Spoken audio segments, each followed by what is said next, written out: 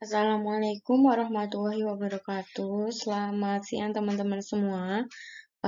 Ini adalah materi kewarganegaraan pertemuan 14 mengganti kemarin pertemuan yang kita ada tanggal merah. Nah, pembahasan kali ini adalah tentang hak asasi manusia. Saya akan menyampaikan beberapa poin-poin penting mengenai hak asasi manusia dan perkembangannya di Indonesia. Sebenarnya hak asasi manusia itu kan luas, tapi kita akan mempelajari sedikit mengenai bagaimana perkembangan hak asasi manusia dan penerapannya di Indonesia. Yang pertama adalah pengertian HAM.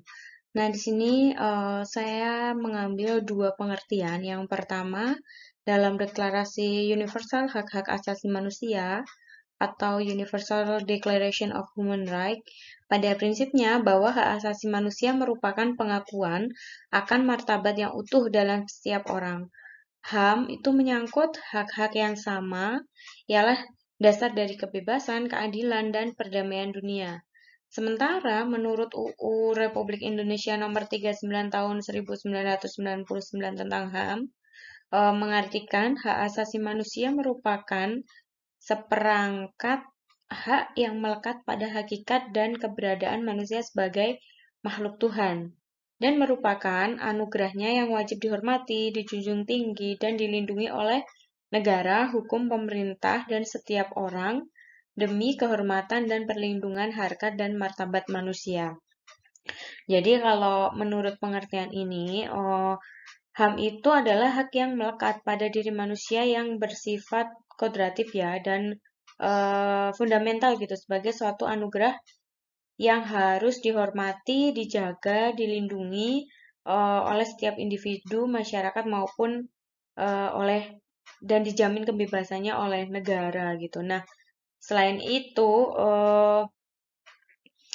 di sini juga ada beberapa ya ciri-ciri pokok yang bisa kita ambil dari pengertian tersebut, bahwa HAM itu berlaku untuk semua orang gitu, tanpa memandang kelamin, ras, agama, pandangan politik, asal-usul bangsa atau etnis tertentu gitu. Karena itu merupakan sebuah anugerah dari Tuhan Yang Maha Esa dan setiap orang memilikinya. Hakikat HAM. Hak dasar yang melekat pada setiap diri manusia itu meliputi kebebasan berserikat, hak hidup, hak berpolitik, hak menjalankan ibadah, hak mendapatkan perlakuan hukum yang adil, dan lain sebagainya.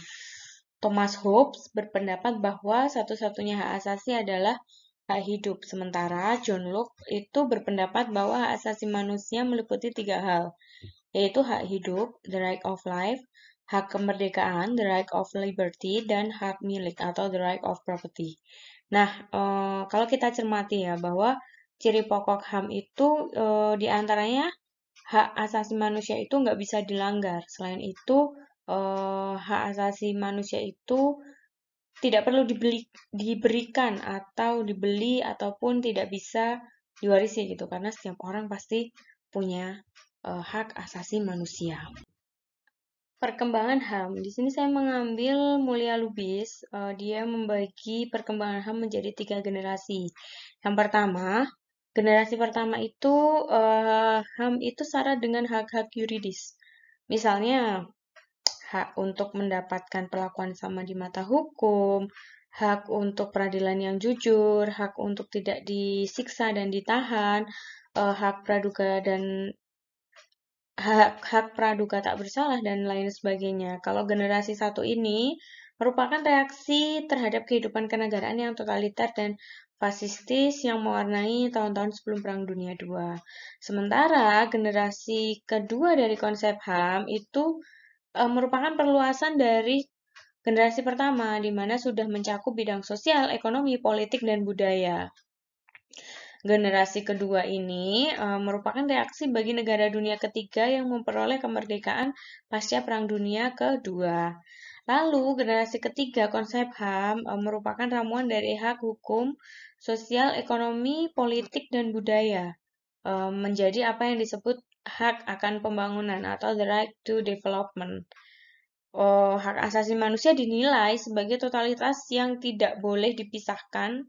Dengan demikian, hak asasi manusia menjadi satu masalah antar disiplin yang harus didekati secara interdisipliner. Sementara perkembangan HAM di Indonesia, saya membaginya menjadi beberapa bagian, ada 3. Yang pertama adalah Orde Lama. Kalau gagasan mengenai perlunya HAM itu sebelum kemerdekaan berkembang saat mulainya ada sidang BPU PKI. Ada beberapa tokoh yang gigih membela HAM.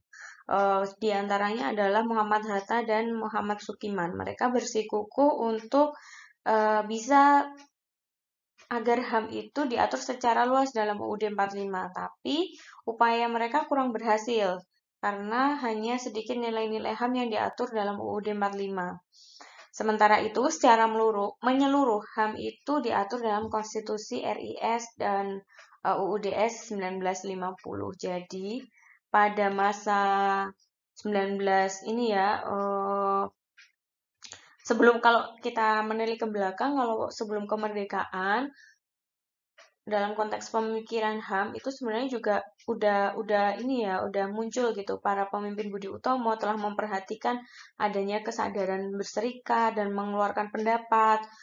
Itu kan termasuk salah satu penerapan hak-hak asasi manusia yang diterapkan di periode sebelum kemerdekaan. Lalu dilanjutkan setelah kemerdekaan itu ada Muhammad Hatta dan Muhammad Sukiman yang mereka bersikukuh untuk bagaimana caranya agar HAM itu diatur secara luas dalam UUD 45, tapi belum berhasil. Baru secara menyeluruh HAM itu diatur dalam Konstitusi RIS dan UUDS 1945. Selanjutnya adalah perkembangan HAM saat Orde Baru. Nah, pelanggaran HAM pada masa Orde Baru itu mencapai puncaknya. Kenapa? Karena HAM dianggap sebagai paham liberal Barat yang bertentangan dengan budaya Timur dan Pancasila. Makanya, pada periode ini, berbagai pelanggaran HAM itu terus terjadi, bahkan disinyalir terjadi pula pelanggaran HAM yang sifatnya berat gitu. Terus pada tahun 93 itu dibentuk Komisi Hak Asasi Manusia, tapi fungsinya kurang maksimal karena kondisi politik saat itu tidak mendukung.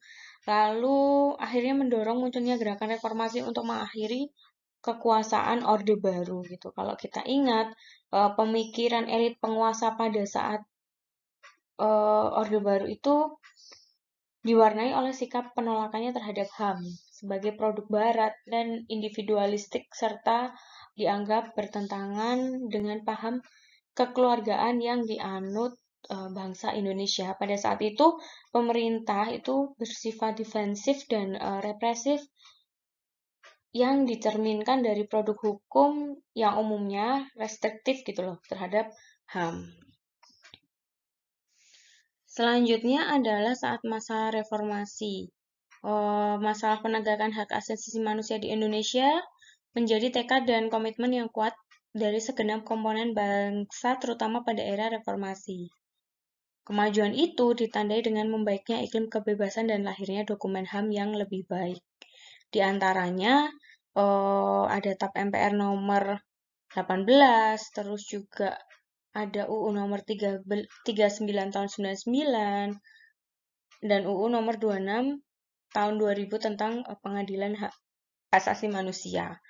Pada tahun 2005, pemerintah meratifikasi 2 instrumen yang sangat penting dalam penegakan HAM, yaitu Kovenan Internasional tentang Hak-Hak Ekonomi, Sosial, Budaya menjadi UU nomor 11 tahun 2005 dan Kovenan Internasional tentang Hak Sipil dan Politik menjadi UU nomor 12 tahun 2005. Jadi, era reformasi itu mulai hak asasi manusia mulai ditegakkan, terus strategi penegakan HAM pada periode ini dilakukan melalui 2 tahap status penentuan dan tahap penataan aturan secara konsisten gitu.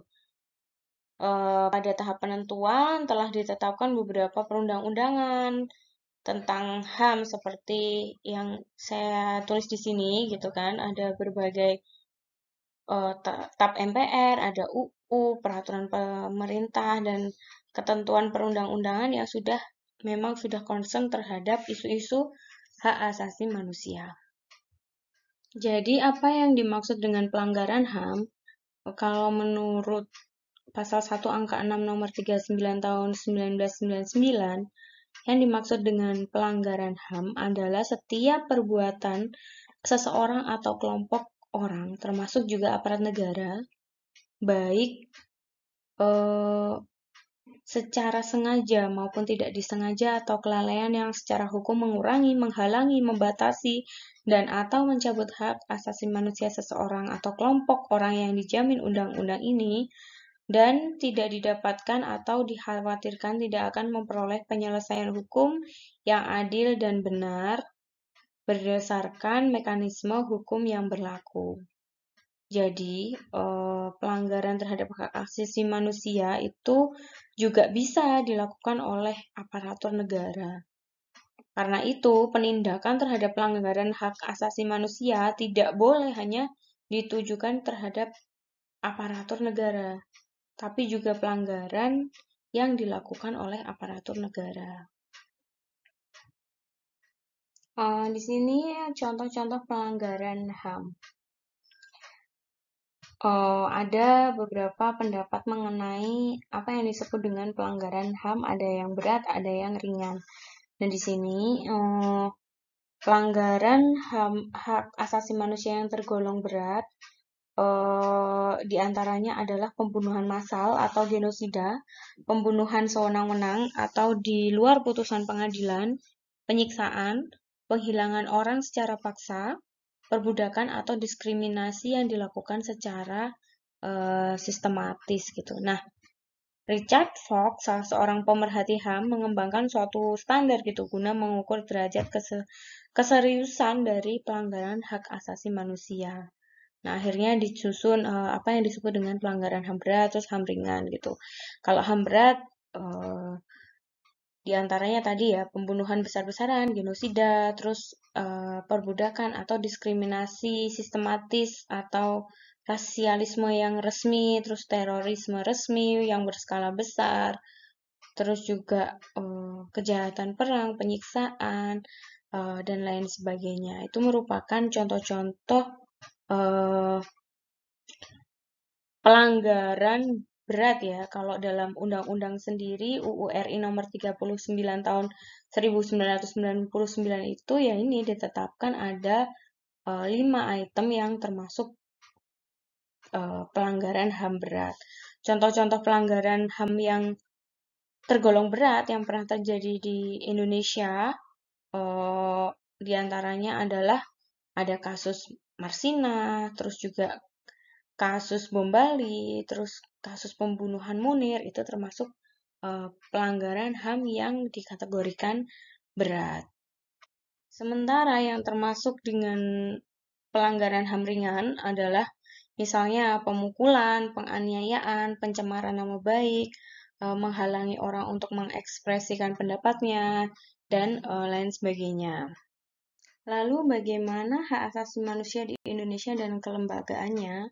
Di sini dijelaskan bahwa hukum material hak asasi manusia menunjukkan kemajuan pengaturan yang diklaim sebagai era baru dalam penegakan HAM di Indonesia. Ada beberapa item. Yang pertama, pasal 28 UUD 45, ada UU nomor 39 tahun 1999, lalu ada UU nomor 26 tahun 2000, ada peraturan pemerintah nomor 2 tahun 2002 dan peraturan pemerintah nomor 3 tahun 2002. Kalau dalam UUD 45 sendiri setidaknya ada 5 pasal yang secara langsung menyatakan perlunya perlindungan bagi hak asasi manusia.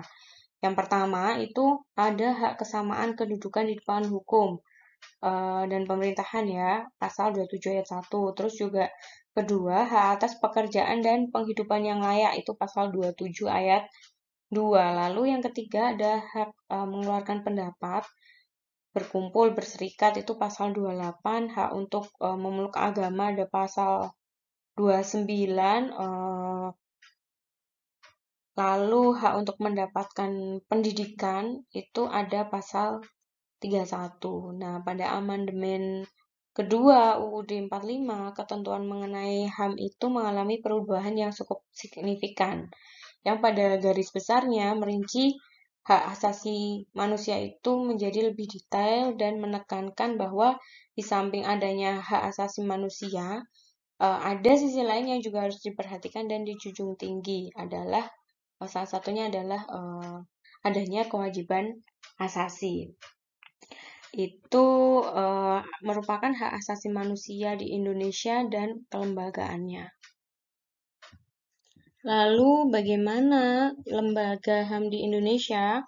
Ada beberapa lembaga HAM di Indonesia, ada Komnas HAM, Komisi Nasional Perlindungan Anak, Komisi Nasional Anti Kekerasan Terhadap Perempuan, ada berbagai LSM atau NGO, contohnya JLBHI, Kontras, dan lain sebagainya. Saya rasa banyak ya. Kalau Komnas HAM itu dibentuk karena keputusan Presiden tahun 1993. Pembentukan Komnas HAM itu merupakan jawaban ya terhadap tuntutan masyarakat maupun tekanan dunia internasional tentang perlunya penegakan hak asasi manusia di Indonesia. Kemudian setelah itu ada lahirnya Undang-Undang Nomor 39 tahun 1999 tentang hak asasi manusia yang di dalamnya mengatur tentang Komnas HAM. Kalau Komnas HAM sendiri itu ada beberapa fungsi ya, misalnya dia melakukan fungsi pengkajian dan penelitian tentang berbagai hukum dan HAM, terus juga ada fungsi penyuluhan, ada juga pemantauan, dia juga ada fungsi mediasi juga gitu. Terus juga ada Komisi Nasional Perlindungan Anak. Kalau ini lahir karena adanya gerakan tentang perlindungan anak pada tahun 97 ya. Jadi perlindungan Komisi Nasional Perlindungan Anak itu tuh tugasnya sosialisasi tentang undang-undang yang berkaitan dengan perlindungan anak, mengumpulkan data dan informasi terhadap penyelenggaraan perlindungan anak, terus juga memberikan laporan, saran, masukan kepada Presiden dalam rangka perlindungan anak. Lalu ada Komnas Anti Kekerasan Terhadap Perempuan. Itu tujuannya misalnya menyebarkan pemahaman tentang kekerasan terhadap perempuan, terus mengembangkan kondisi yang kondusif bagi penghapusan kekerasan terhadap perempuan, terus juga meningkatkan upaya pencegahan dan penanggulangan kekerasan terhadap perempuan dan hak asasi manusia. Terus juga banyak ya LSM, NGO tentang yang pro demokrasi dan HAM. Ada Yayasan Lembaga Bantuan Hukum Indonesia, ada Kontras gitu kan. Di berbagai daerah juga berkembang pesat yang adanya LSM dengan minat pada aspek HAM dan demokrasi maupun aspek kehidupan yang lain. Misalnya aja di Jogja sendiri terdapat kurang lebih 22 LSM yang konsen tentang hak asasi manusia.